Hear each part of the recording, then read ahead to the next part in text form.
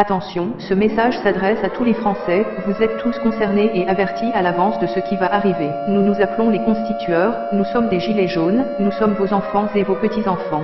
Nos actions ont un but ultime. Changer le système, en changeant la Constitution française. L'action Gilets jaunes est un succès sans précédent en termes de mobilisation, nous parlons de chiffres se rapprochant progressivement de mai 1968. L'exaspération des citoyens est générale, mais il sera nécessaire de changer deux points majeurs de la mobilisation si nous voulons vraiment gagner.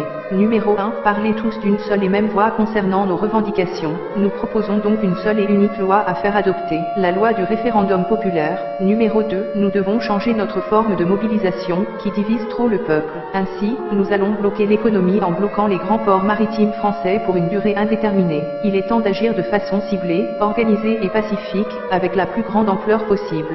Français, soyez prêts, soyez-nous, car nous sommes vous, nous n'avons pas de leader, pas de parti politique, pas de couleur, nous sommes la France. Numéro 1. La loi du référendum populaire. Le peuple français a de nombreux combats à mener, à titre d'exemple, le racket de la population par des taxes abusives, l'écologie, la santé, l'alimentation par l'agroalimentaire, la dictature financière des banques etc. Nous sommes réalistes, ces combats ne peuvent être gagnés en une seule bataille. Il faudra donc gagner la première, la plus importante. Nous sommes déjà au front et il nous faudra arriver, d'une seule et même voix, à la table des négociations avec le gouvernement.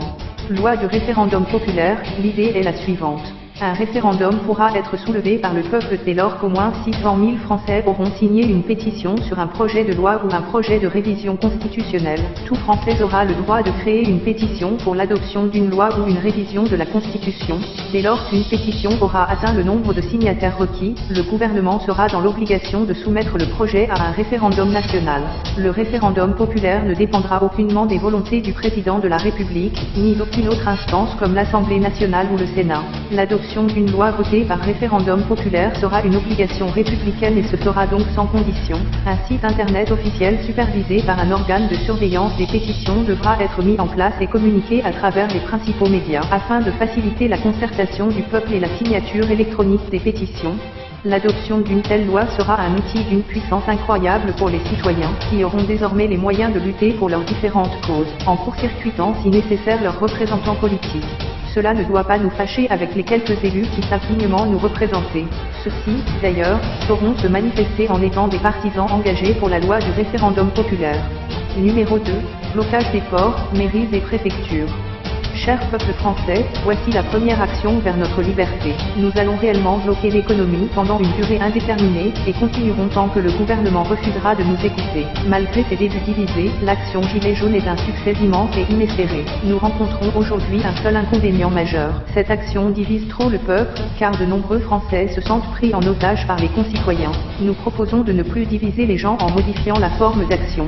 Cher peuple, nous ne nous adressons pas seulement aux Gilets jaunes mais bien à la population tout entière. Pour nos enfants, nous allons montrer au monde que la France est toujours capable d'être le pays des droits de l'homme. Nous allons bloquer totalement les grands ports maritimes français. Cela signifie 7 points de rassemblement en France, les ports de Dunkerque, Le Havre, Rouen, Nantes-Saint-Nazaire, La Rochelle, Bordeaux, Marseille. À l'île de la Réunion, le port de la Pointe des Galets. En Martinique, le port de Fort-de-France. En Guadeloupe, le port Caraïbes. En Guyane, le port de Dégrave-des-Cannes.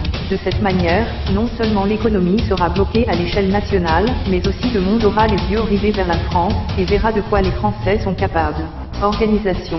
Un tel mouvement sera sans précédent et le gouvernement va vouloir tout faire pour l'empêcher. Nous devrons être exemplairement pacifiques et soudés. La mobilisation se présentera sous cette forme à l'entrée de chaque port. Des rassemblements pacifiques géants, sous forme de pique-nique en musique. Une occupation des lieux continue, nuit et jour, par roulement. Pour ceux qui auraient des difficultés à se rendre dans un des grands ports, nous invitons chaque ville à des mobilisations pacifiques de masse bloquant les mairies et les préfectures. Recommandations et sécurité. Faites des provisions dès maintenant, tant que possible.